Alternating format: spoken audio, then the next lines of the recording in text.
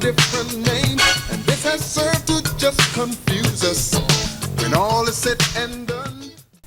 Hotep, I'm Dr. Gloria Latimore-Peace, host and producer of OmniU Presents the H3o Art of Life show. The title of our show is Unreality History. You'll learn more about that as we proceed.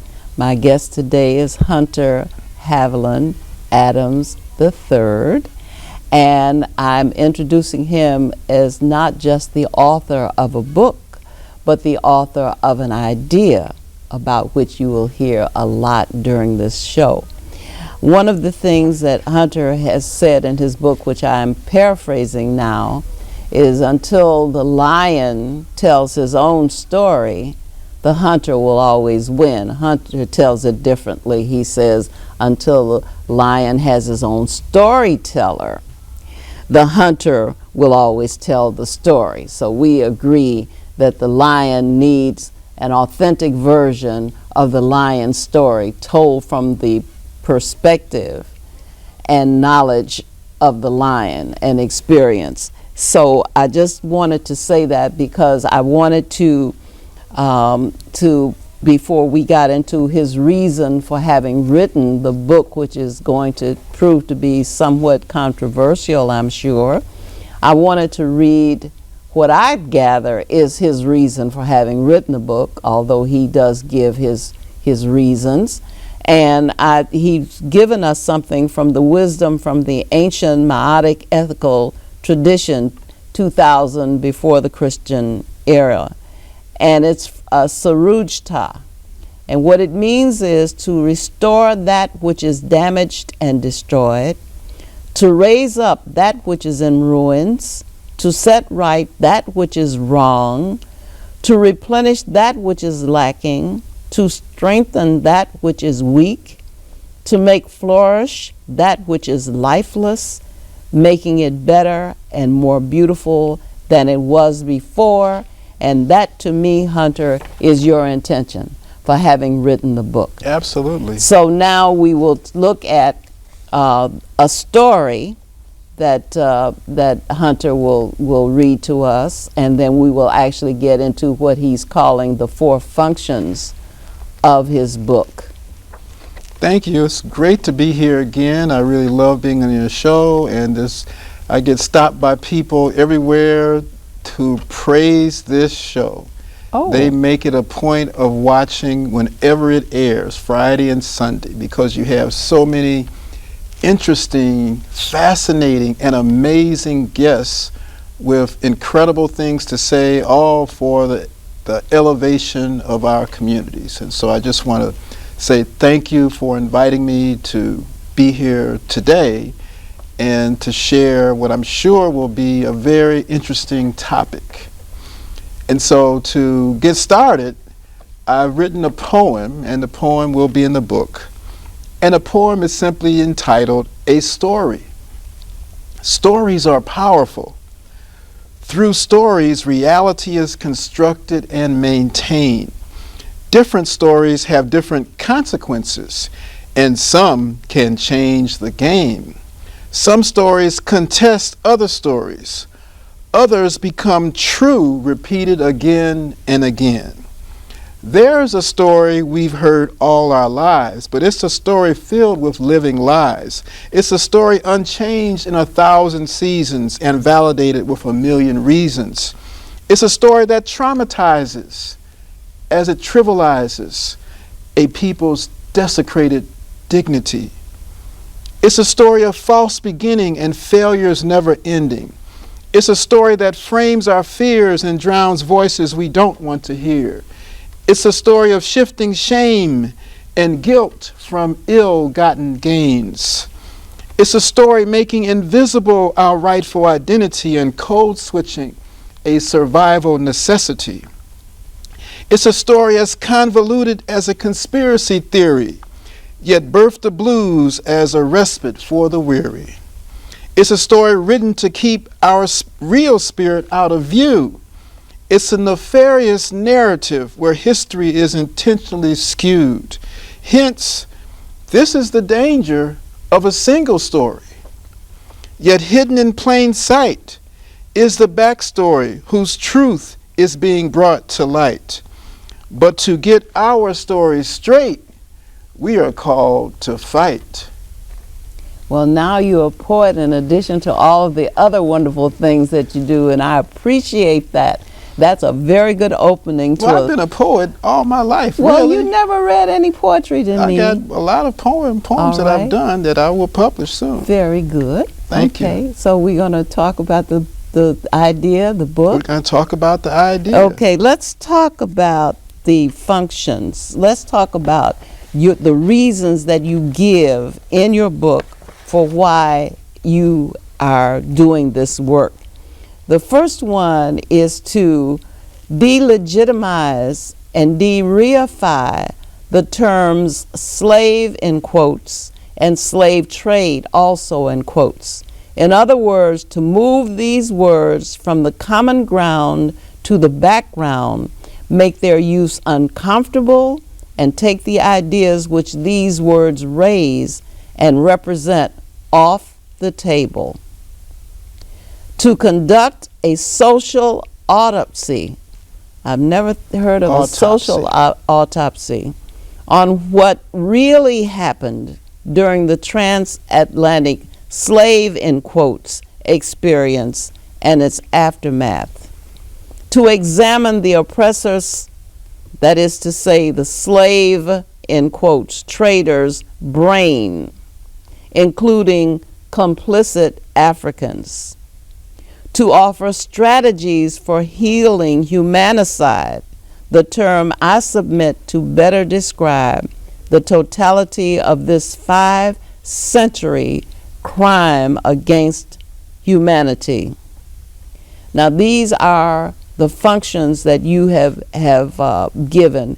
I wanted to ask you to define reification. So that it becomes as common to us as the reality shows of the housewives from the different parts of the world. Right.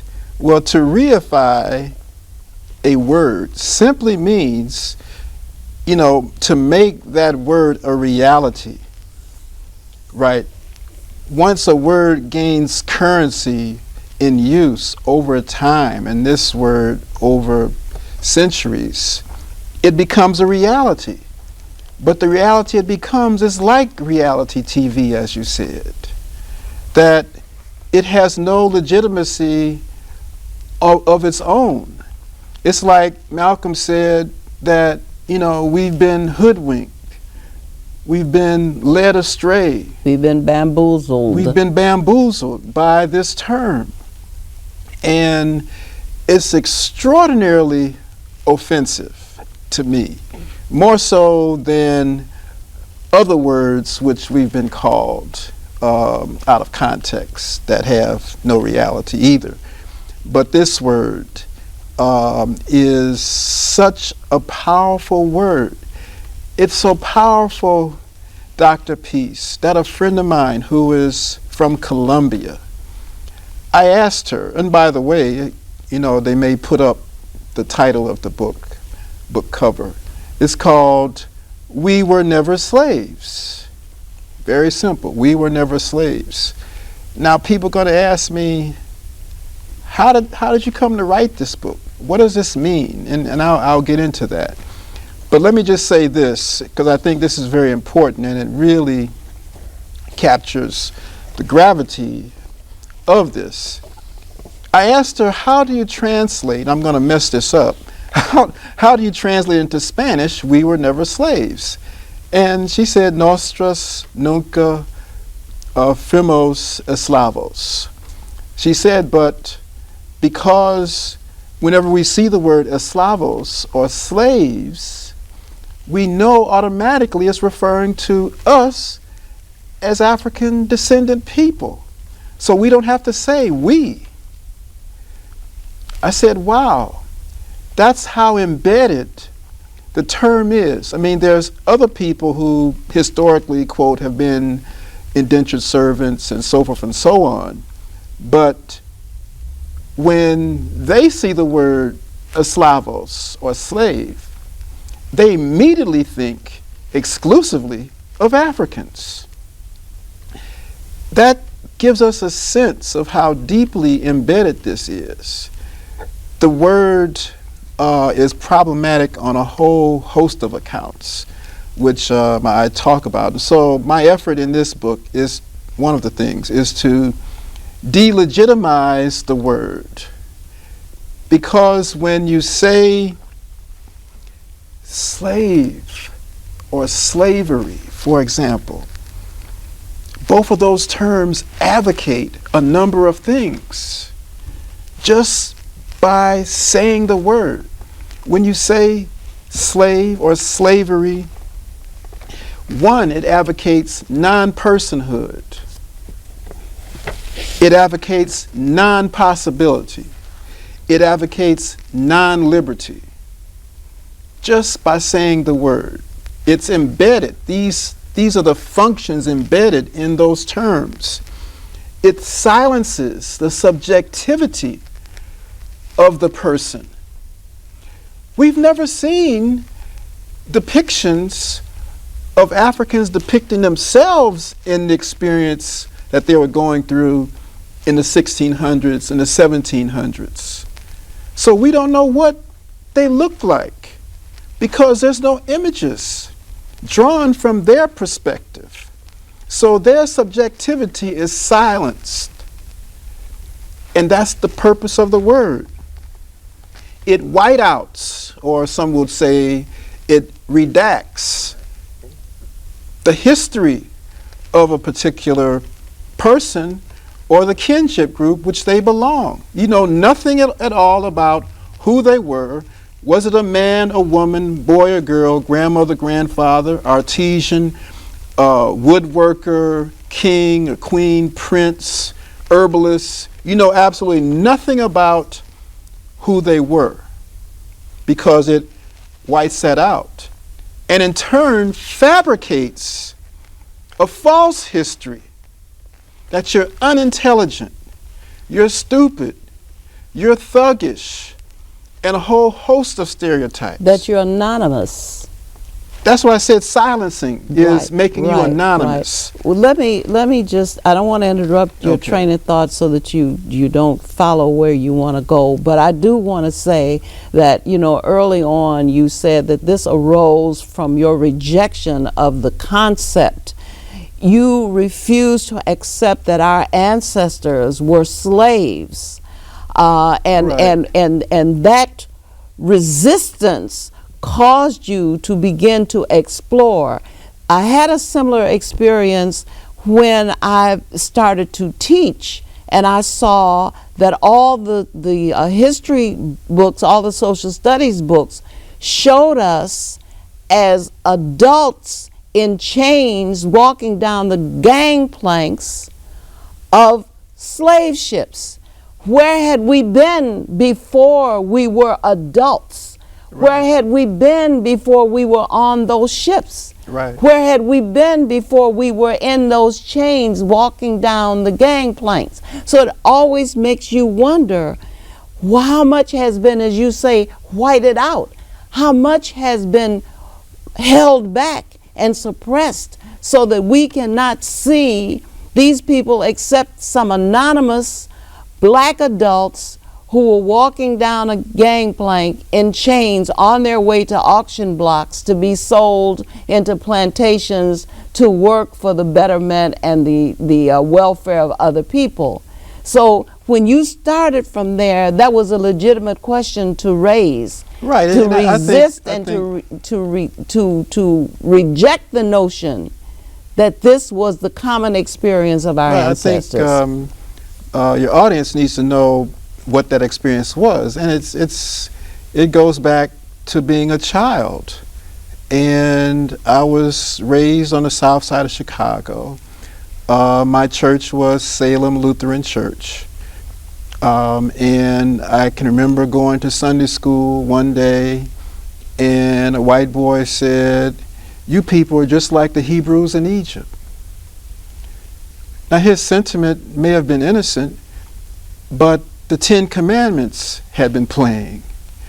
And obviously we see the Hebrews toiling for under the Pharaoh's thumb and so forth and so on. And so our Sunday school teacher, grandmotherly teacher, wonderful person, Mrs. Esther Dixon, saw sadness on my face and said that God loves you and I love you. And as a gesture of assurance, she asked me for my picture. And later, when I gave it to her, she placed it in her Bible and says, "You're going to be okay." But that feeling, that gut level unease, haunted me all my life. And so it was that visceral rejection that my ancestors, my people, were not like the Hebrews in Egypt. We weren't slaves.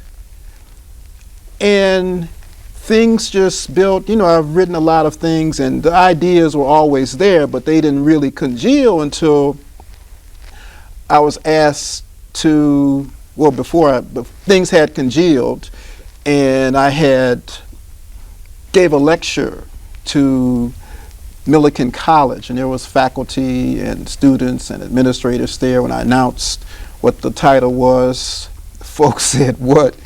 This guy must be crazy. He must be like some historical revisionist trying to revise history like a Holocaust denier," and on and on and on. But I anticipated that sentiment. And I just asked them, I said, okay, I appreciate, your feelings, because it was all on their faces. I said, just wait to the end and then judge me, then judge my proposition. And by the time I got to the end, heads were nodding, there were smiling faces, and people had agreed. Faculty said they found my argument compelling as well as convincing from that. And so that's how this project began. It was really just an article, although it was an article that, the topics I had covered, over 2 decades. And then I had another friend, her name is Ari Hennett. She's a psychologist and does a lot of great things. And I was just casually mentioning, the things that I was working on, because I was working on a book on Africana moral idealism about Ma'at and other systems similar to that. And also a science of consciousness, because that's one of my things, is trying to figure out how our brains work. And I just casually mentioned this lecture that I gave. And she said, "What? That has got to be your book. That's the book that'll help us heal. That's the book that'll be a paradigm shift." This is what she said. And she hadn't heard my whole lecture. I just shared a little bit. And so from that, just everything just started coming together. All my ideas congealed, and that's how this book came about. But I want to be clear, it's for a general audience. It's not for specialists necessarily. And so that's a challenge for me to write for a general audience, because I'm more technical and scientific in my writing and want to document everything I say and have notes and a long bibliography. Well, I will have that. But that's basically how this book came about. And it's been a passionate pursuit ever since. Will you talk about dubious and dangerous moral values? And that's point number 5. But what you had asked previously was questions about how could God-fearing and religious people and religious institutions show no compassion for the practice that you have given its proper name, but was formerly known as slavery. How was it that this could be carried out in the presence of people of conscience, or we like to think they were people of conscience? How was that possible? Well, it's the same kind of question that we ask of any atrocity. You know, whether it was happening in Rwanda, or in Cambodia with Pol Pot, or Stalin, or Hitler. It's the same kind of question. Because, you know, I mean, there are Buddhists, and Buddhists supposedly are nonviolent, but, you know, they engage in some very violent acts. You know, albeit, you know, maybe because oppression, you know, mandated that type of response. But in this case, we have to deal with a very inconvenient truth, and that is the God of Abraham didn't see anything wrong with slavery. And a number of 15th century popes didn't either. In fact, they went so far as to write a number of papal bulls or authoritative documents to give theological and moral cover for these traders, these business people who were doing that. And that's the uncomfortable truth. I mean, we have to really look at that because it's very difficult. But one of the things that I raise in this book is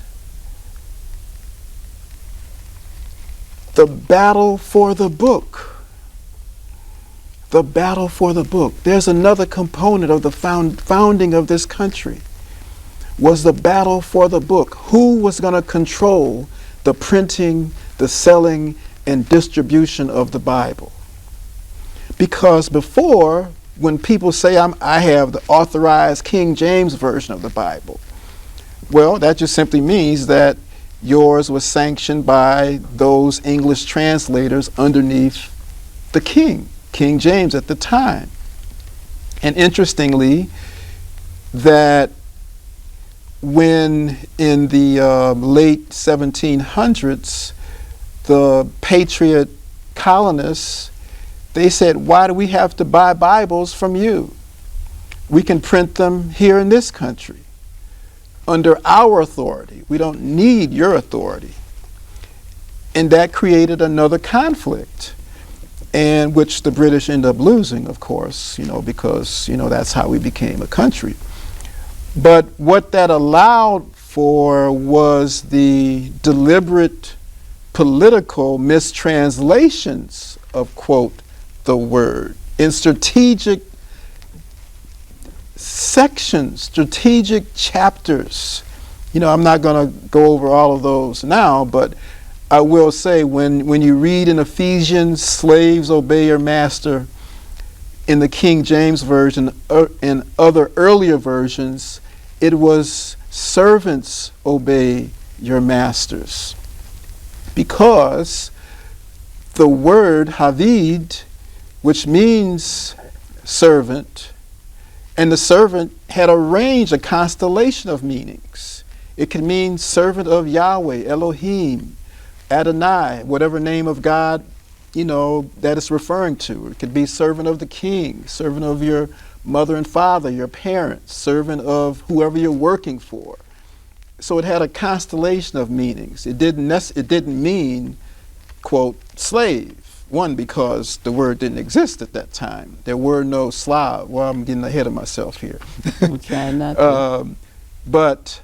And the Greek word, doulos, the same thing. It had a constellation of meanings.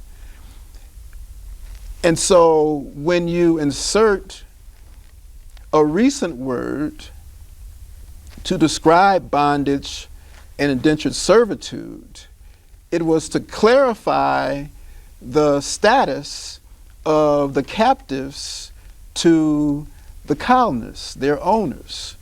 And so they changed servant, both in Greek, doulos, Hebrew, avid, to slave, to morally and theologically give cover, at least they thought, to justify, to rationalize this criminal enterprise.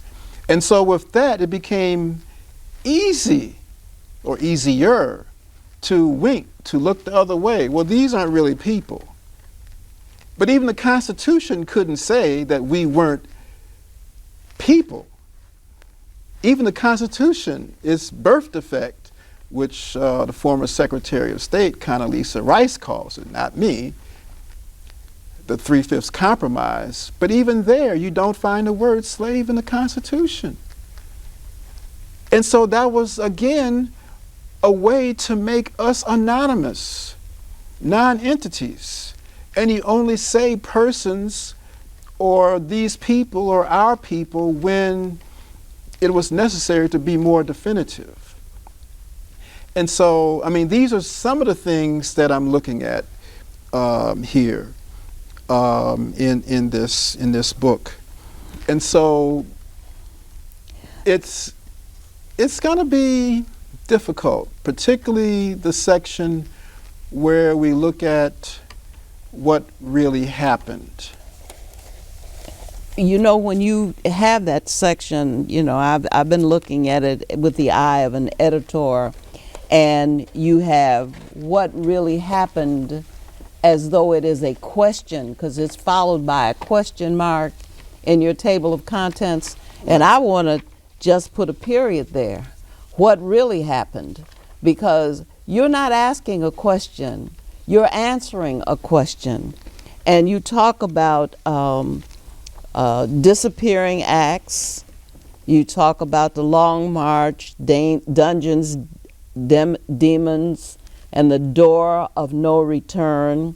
And I capitalized the, because the door, that door is like, that is a proper noun.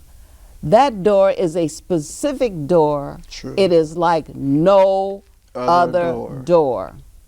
And you might want to talk about that a little bit, about just that, the phase one of this journey. Well, I can never forget my first time going to Dakar, Senegal, and taking the short boat ride to Gorée Island, which is where one of the dungeons or holding facilities to hold the Africans who had been marched to the coast, to hold them in preparation for their transport to the Never Never Land, which they had knew absolutely nothing about.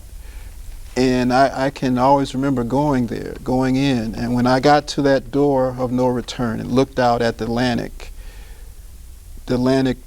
turned red as blood. And I wasn't hallucinating, it was in the daytime, but that was my experience. And everyone that I know that's gone there, or to the castle, quote, castles in Ghana or Sierra Leone, they've had similar experiences that, I'm sorry, but the smell of dried, dead skin and blood is embedded in those buildings. It's still there.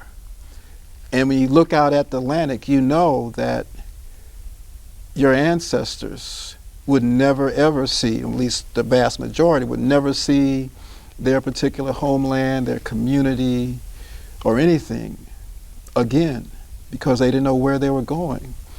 And that was the beginning of the trauma. Well, the trauma of being marched, but that in preparation of boarding these ships, floating prisons, voyages of unbearable sorrow and suffering. It's just unimaginable. We can't imagine that. We think about the miners in Chile, and I was one of the ones that watched that rescue, as did maybe a billion other people, that they survived for 17 days in absolute darkness. But they could move around. And eventually someone, you know, once a hole was drilled, they had food, they had water, they had a radio that they could listen to. But if you were in the bowels of one of those ships, then there was no place for you to go. And that trip, depending upon the time of year, the winds and so forth, could take from 4 weeks to 9 weeks. It all depends. And we can't imagine the diseases which the people were afflicted with and had to survive with to make it to these shores. You know, even the crew members on nuclear-powered submarines, it's a common fact that being in the submarine, that they come down with a number of respiratory illnesses. You know, even breathing the clean air, even the air is being filtered. Still, many of the crew members come down with a number of illnesses. They come down with claustrophobia and other psychiatric conditions, which they learn how to manage. But this ship was nothing like that. There was no place to go. You couldn't move around. You were forced to lay in your own excrement or next to someone who had died. Tom Feelings, in his book, Middle Passage, does an excellent job, I think, in trying to graphically convey what that was like.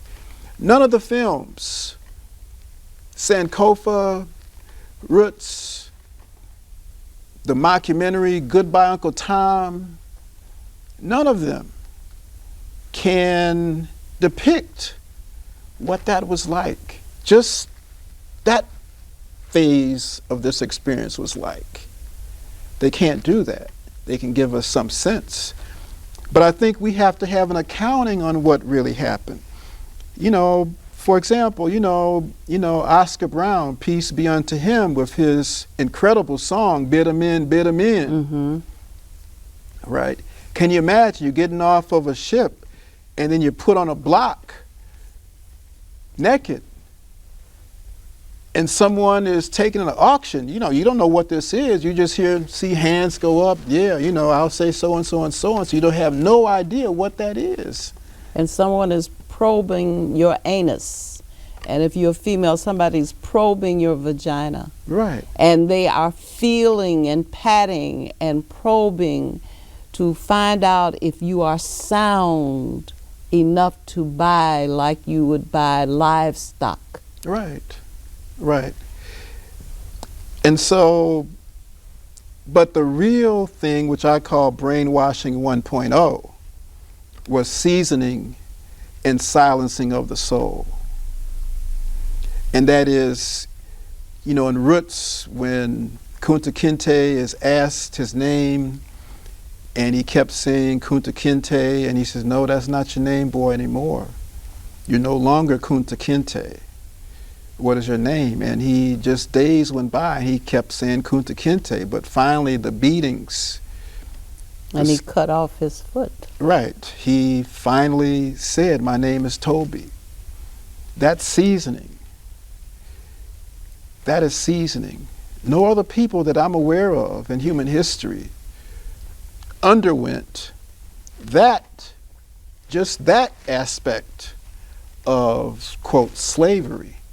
What we commonly think of slavery, someone, working and not being paid, or even the African version of being put into someone's family and you're serving them tea, or going out collecting wood or whatever, or water, just to serve that family, and you become part of the family. This is very different. And that's the thrust of this whole section, is that we don't really have a clue of the totality of what happened. And so that's why I make an effort to explore these things, to explore the silencing of our souls, our subjectivity being written out, being made anonymous, that you don't have a voice, that you don't have a personhood. You are a non-being, you're a non-entity.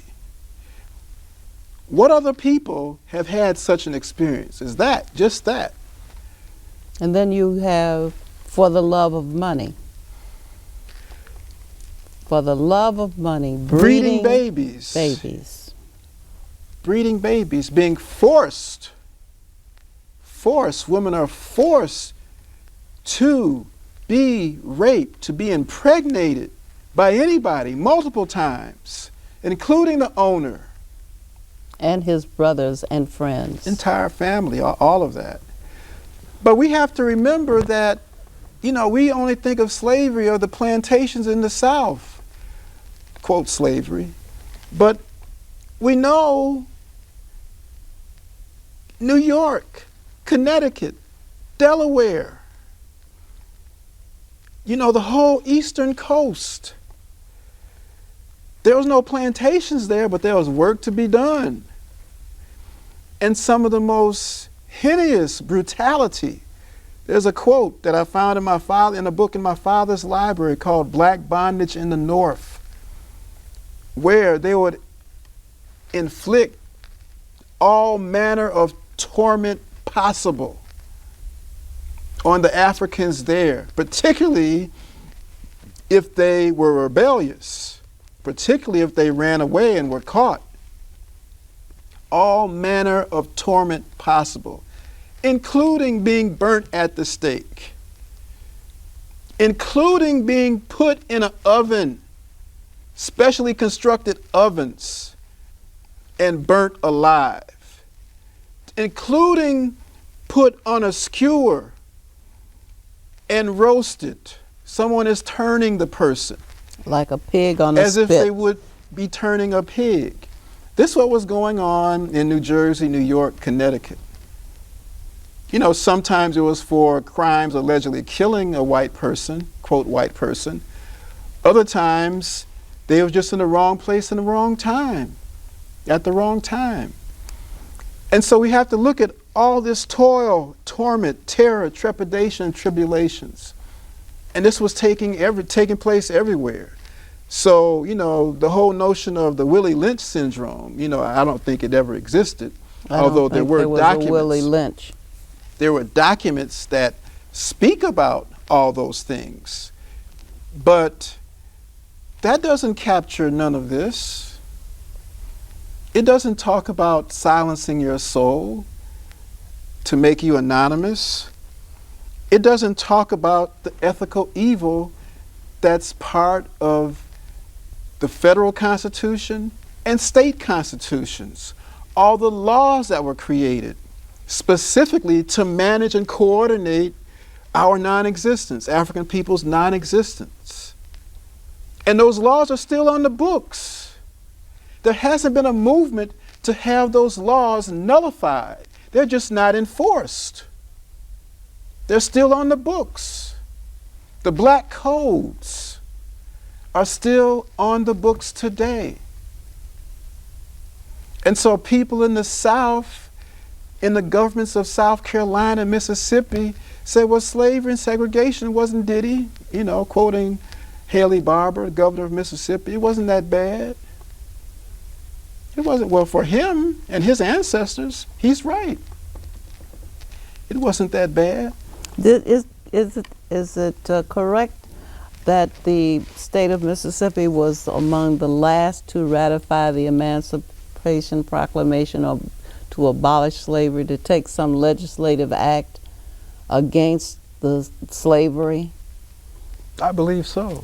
Well, that's my information. But the Emancipation Proclamation, the so-called, now that's a word that needs to be in quotes, emancipation, proclaimed. It was proclaimed. Lincoln did not, quote, free any slaves. Someone can't say, okay, here's this piece of paper. Okay, this paper says, you free now. You free, Dr. Peace. Well, it wouldn't be doctor then, but you free. Mm-hmm. Can a person's humanity be defined by what's on a piece of paper? That I'm going to write this law, this amendment to the Constitution, says, okay, now we got papers on you that says that you're a United States citizen. The paper says you can vote, even though women still couldn't at that time. But that's absolutely ludicrous. piece of paper cannot define my humanity. A piece of paper cannot give me my humanity that I never lost. And moreover, a piece of paper cannot consign you to captivity.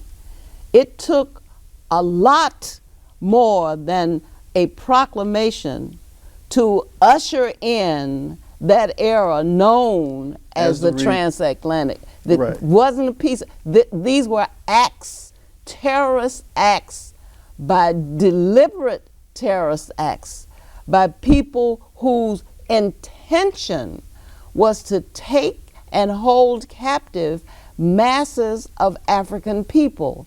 They didn't serve them with subpoenas and say, no. report to the door of no return. There were no papers exchanged. By brute force, with the use of military might and also the cooperation of some of the religious institutions, Right. with their consent and their cover and their justification, and they're looking the other way, and their missionary efforts to convince people that they were unworthy of being human, that they were in fact savages, not even 3/5 Right. of a man, but some sort of subhuman. Oh, Glenn Beck even went further, said, well, it was a mistake for there to be a 3/5 compromise of them being considered as 3/5 a person for voting sake. Really would have been better if they were non-persons. Then their freedom would have came faster. I know that these are the type of arguments that we are having in the age of Obama now.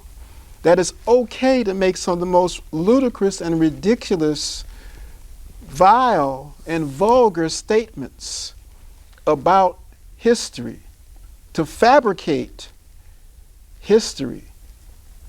And that's what we see taking place today. What we see taking place also is what George Orwell called doublethink, that people can manage to maintain two opposing ideas simultaneously without there being a contradiction between the two of them. Right.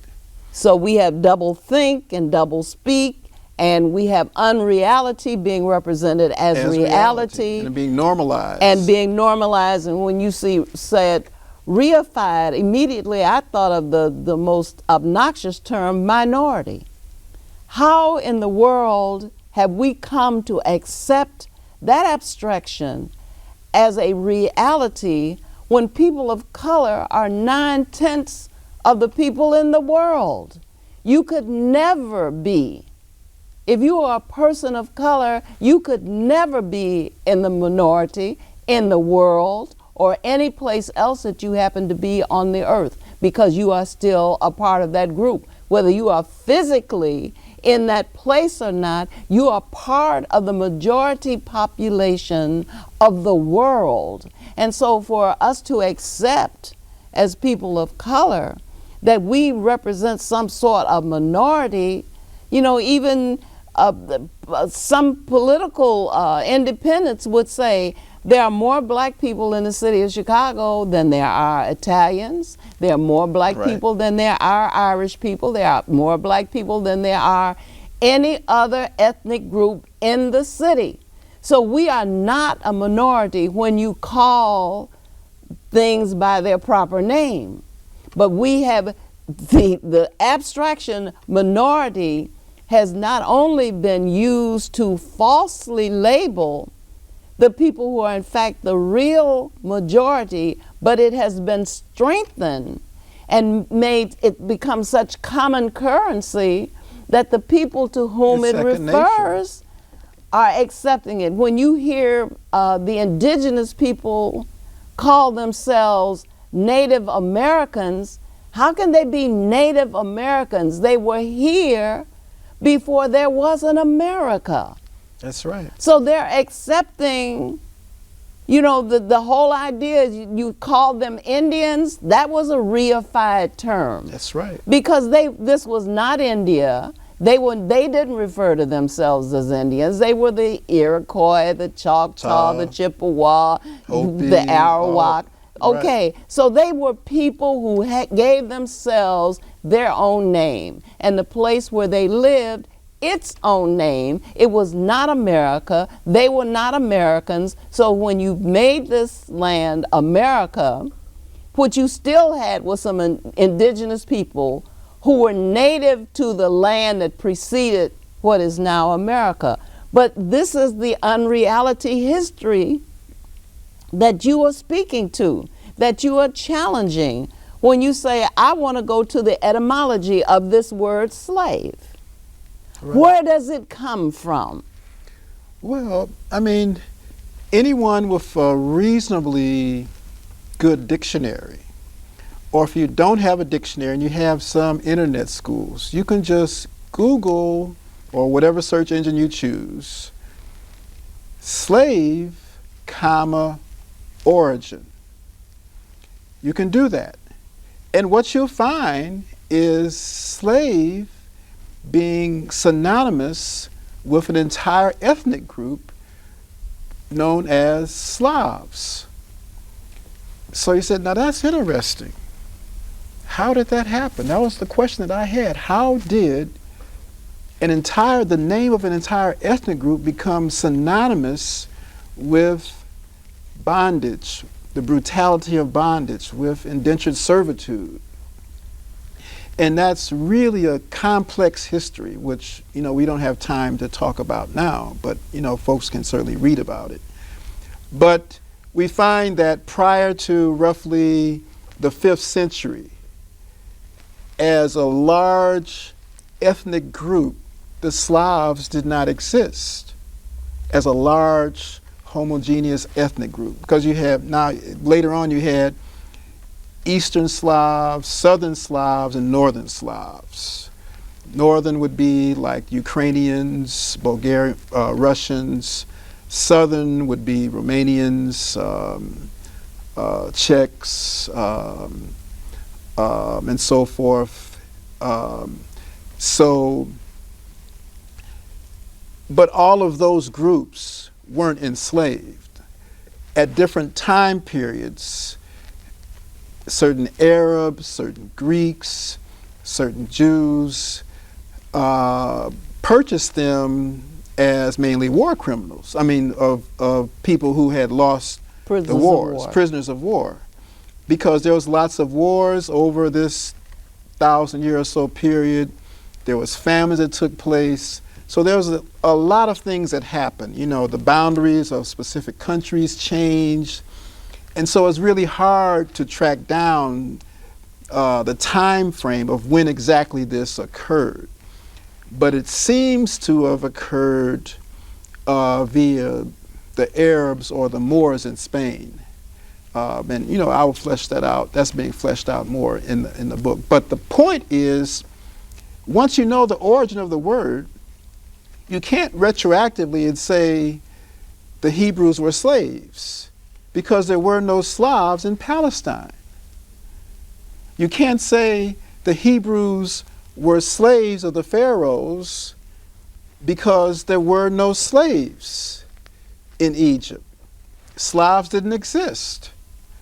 But that's the trick that's been done, to take this word slave and retroactively apply it to every historical circumstance of servitude, no matter what type of servitude it might have been, but to apply that word retroactively back.